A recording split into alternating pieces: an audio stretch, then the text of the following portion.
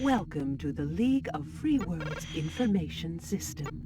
Welcome, future viewers. Once again, we have some colony wars, except the wars have left the colonies and have gone into Sol. I suspect they're going to have strong feelings about that. We are now at the route merge, where things have started to go in the League's favor. Don't worry, later on we'll see what happens if things don't go in the League's favor. That's not really a branch, though, unless you consider a separate ending to be a branch. Anyway, that will be next time. This time, we're moving on. We had done well. Whatever happened, the League had broken the Empire's grip throughout the colonized worlds. To that extent, the job was done. But that wasn't enough. We knew the Father and the Tsar remained on a collision course.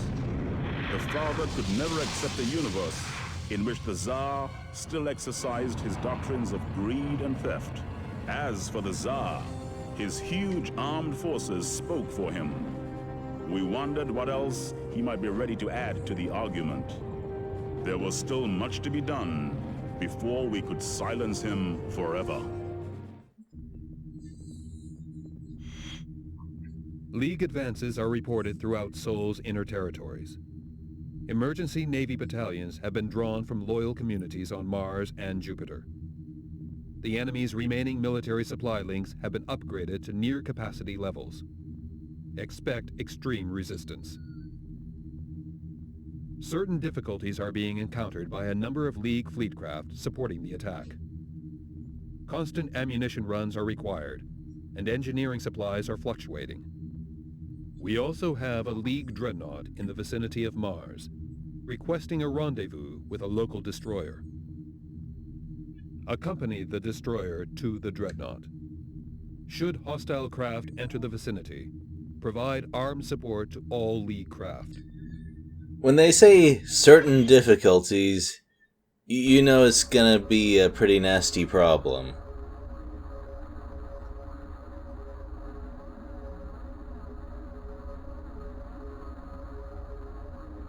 Also, escorting a dreadnaught and a destroyer sounds like an easy job. Haha, oh boy. This is League Destroyer T-45. Glad you can join us, but there doesn't seem to be much activity. We will rendezvous with Dreadnought shortly. Just keep your eyes open. And visual distance is already basically kissing distance when it comes to space travel. But sure, we'll go with the video game definitions. We should have encountered Navy interference by now. You're okay. He knows he's asking for it. And, well, what do you know?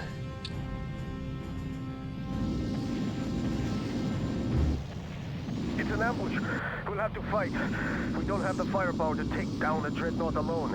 Urgent assistance is required. Yep. They're cloning more than just fighters now. That is an actual dreadnought, but I believe it has the League stats rather than the Colonial Navy stats, which is pretty good news for me. Because I've got Dark Angels chasing me, and, well, they are pretty troublesome. I can ignore those, they're not critical to the mission like in that other plot branch, which, that makes things a lot easier right there. You may notice I've altered my movement a little bit. I'm keeping my distance a little bit more. And I found that helps me evade more easily and preserve my health, which is going to be... it's going to be useful as we move further into the Sol campaign. It would have been pretty useful earlier, too. Jump sequence initiated.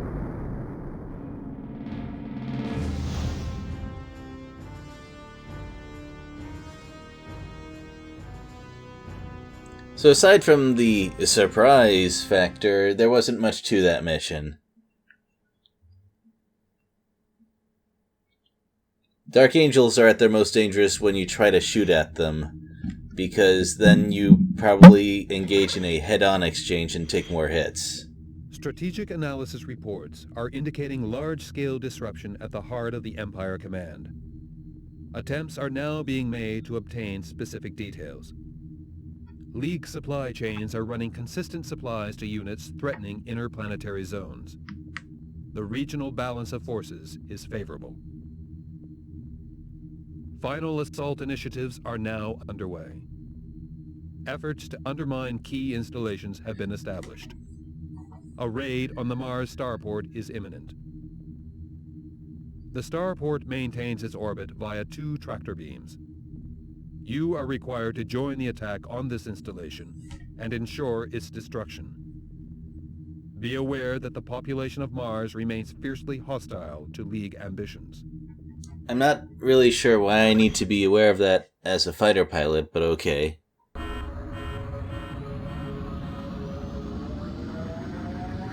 Well, it gave me a chimera. Even for this particular mission, it's a bad choice, and I will be happy to explain it once we get into it.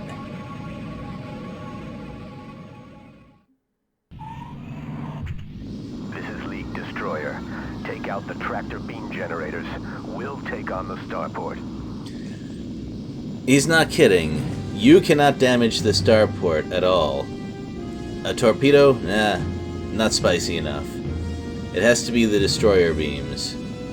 Your job is to take out the small tractor platforms, which are recoded sirens, basically, and then take out fighters. So, a Dark Angel would be good, an Eclipse would be okay, a Hydra would be great. Pretty much anything except a Chimera, probably. I mean, a Vampire would also be a little suboptimal, but it does have those stun missiles, and it would be able to take care of things, or at least reach the problem areas quickly. Anyway, we have 3 Stormlords attacking our destroyer, and it's a pretty good idea to peel them off before you go too much further. They don't actually respawn, but there's other time limitations that I have in mind here. I wonder if their hitbox is actually bigger when they're protected by shields. That would be a nice touch. You are targeting friendly craft.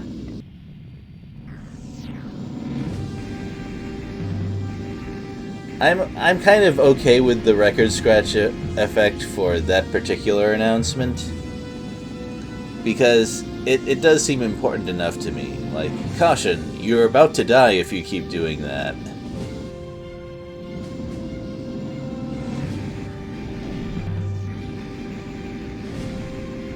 Yeah, I have no anti-fighter missiles at all. Our beam lasers aren't even touching it. It must have some new form of shield technology. We can't sustain this attack for much longer. Get rid of those generators now. Wow, so hostile.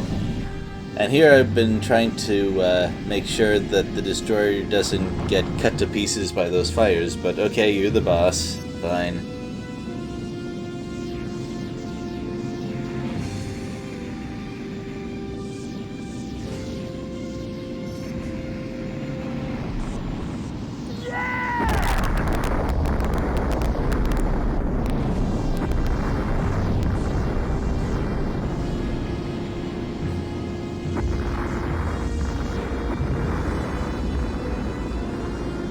I wonder if there was some sort of problem when placing that starport in orbit. Because there are other starports in the game and they don't need that kind of special assistance to stay where they're supposed to be.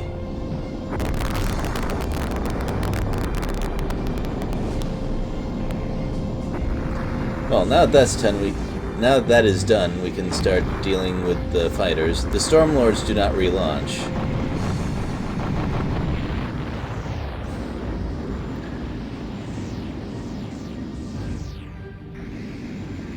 But I felt I didn't really have the time to deal with them immediately. Now that the tractor platforms are out of the way, though, I can focus on other stuff. By the way, you kind of have to be careful about your flying here, because while the starport doesn't have any capital weapons, it does still have plenty of point defense lasers to shoot at you.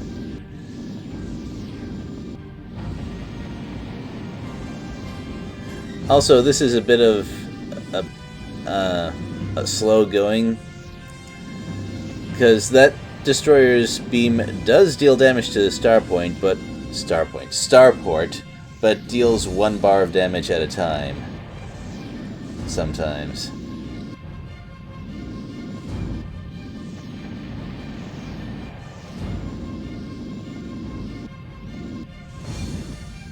By the way, I don't know if you got a good glimpse of Mars.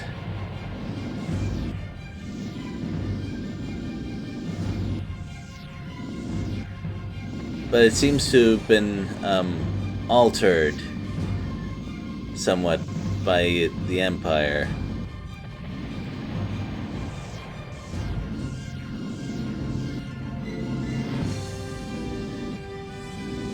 It doesn't look quite as different as Earth does. No. But I won't tell you exactly how it looks. That'll be for the final video, which is actually not that far off.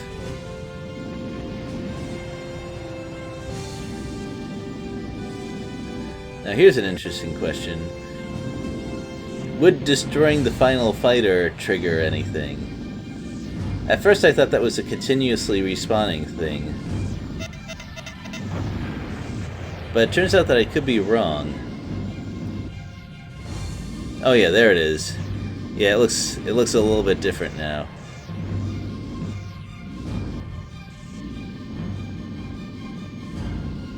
And I don't just mean being a low-quality polygon model, although there is that.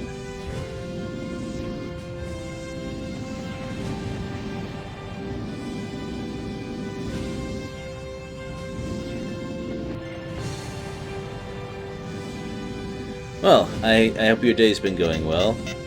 I've been thinking about what to do next. And on my Twitch stream I've been playing Armored Core, and found out that in Silent Line I could not find a playlist that shows you how to get all the hidden parts associated with each mission, which it seemed odd to me considering how long that game has been around, so I was thinking about making that my next series. Oh. Yeah, the moment that fighter gets blown up by an ally, the starport destabilizes. So, if you let it go without destroying the last fighter, it will get destroyed by the destroyer. But you can also speed it up by this apparently unrelated trigger and trigger this cool thing to happen. So today, or I should say, when I played this, I learned about how this mission is actually supposed to work.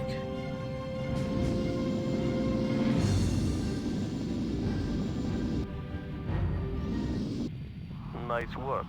Let's see what the Navy think of that. Commencing docking sequence.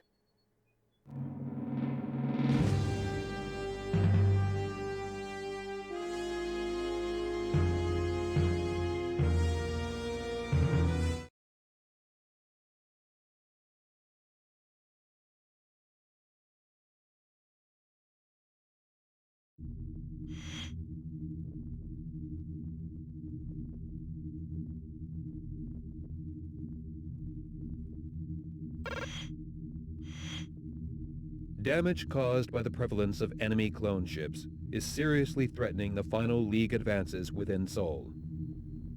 Widespread confusion has been noted within the Empire's inner command corps. However, in order to take full advantage of this situation, it will be necessary to secure the destruction of key clone ship manufacturing facilities. A super-orbital above the surface of Mars has been verified as the clone fighter's primary source. An assault fleet has been briefed to enter the orbital's airspace and attempt the full destruction of this manufacturing compound. However, fierce resistance is expected. You are required to provide armed support to this attack, engaging the superorbital and all defending craft. Ensure that the League destroyer survives this mission, as supplies of all hardware are now limited. Yeah, by assault fleet they mean one ship.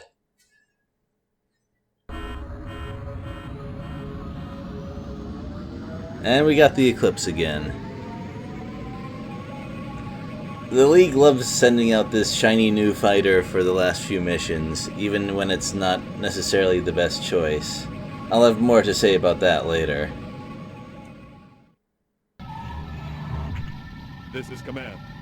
Target the superorbital for total destruction. This is a Priority 1 order. Maintain radio silence after this message. We're starting with 3 Spectres, and fortunately those do not relaunch. I think that would be kind of a cool way to handle that sort of thing, which is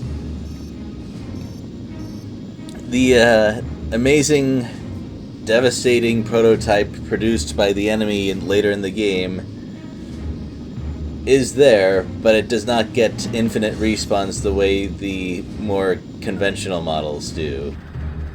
That would be a nice way of representing how limited the production of those things would be.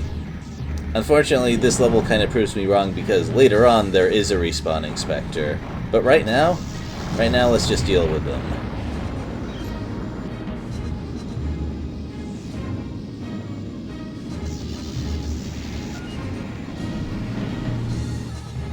I don't really need to grapple them, but it does make things a little easier.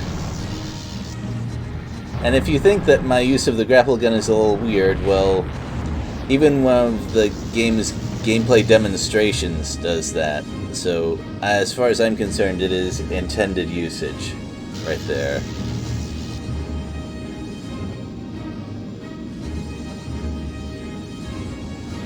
It is in fact so powerful that in Colony Wars 2 they changed how the grapple gun works.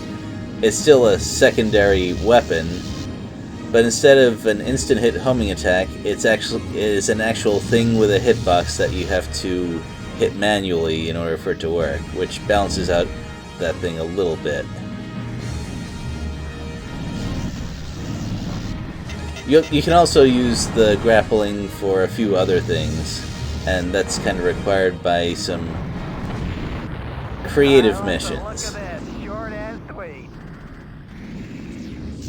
So, to deal with this arms orbital, once again I want to be fairly careful about my maneuvering. Generally, move side to side relative to it, and fire a little bit at a time. This does mean that I don't get the DPS of just constantly switching between my lasers and my scattergun for constant fire, but it is better for survival. And I'm going to need the health this time, because while the past 2 missions were fairly easy and straightforward, this one is less so.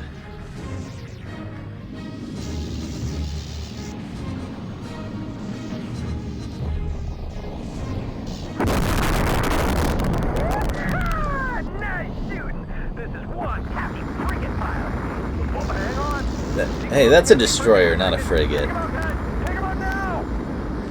We got 2 frigates to deal with, and this is actually a fairly serious problem, because frigates are kind of anti-fighter ships in this game. Aside from having a decent number of point defense guns, they are more likely to fire their capital beam at you than other ships. At least, that's been my experience. I've had them just fire at me even when I was moving fairly quickly. You have to be like right in front of them for them to not fire their beam at you point blank. And they fire it pretty often too.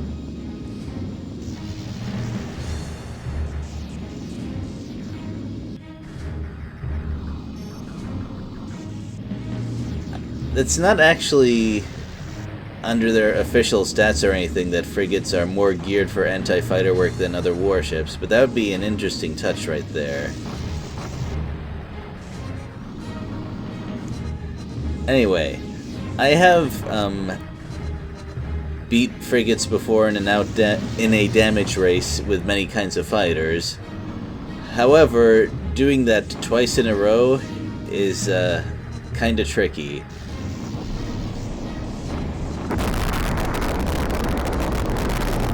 It would be much easier if I had triple lasers available to me, but you use what you're given, I guess.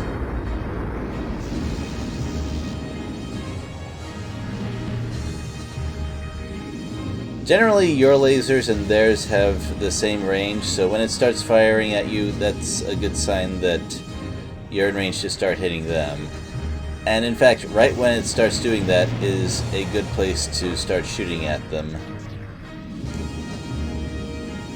Well, if dodging their point defense is your goal. Like, I've had a fairly easy time of that right about now. In fact, I've probably gotten a little bit too close by accident.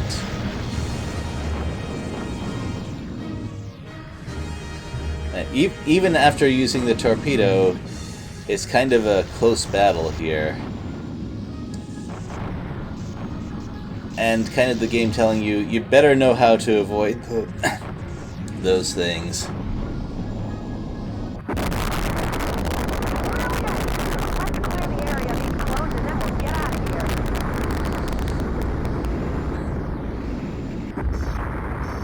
Well, now I'm a little bit scared, because if I get hit by one of their anti-hull missiles, that's probably it. But I think they would have fired them by now if they had them.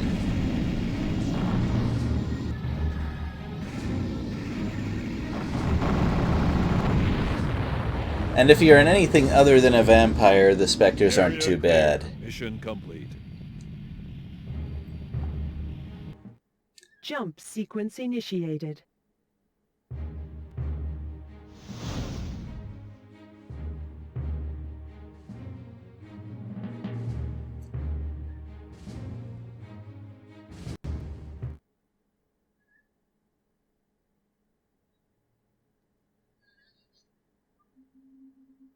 Okay, that's another act of the Sol campaign down. Not surprisingly, the battles in Sol are longer than any other system. But don't worry, there's only one more set of missions to go.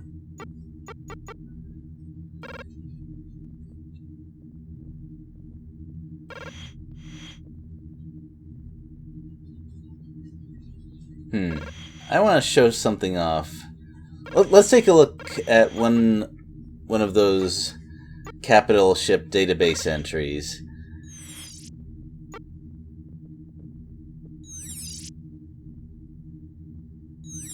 Cruiser.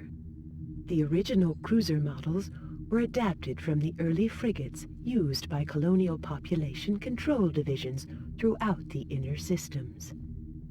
Heavier protection was required once civilian zones began to engage in violent insurgency activities, and the first cruisers were used in anger during the 4091 Sky City riots on Jupiter. Its design has since proved highly effective in skirmish battles. The League's equivalent vessel is also regarded as a well-established and indispensable fleet craft.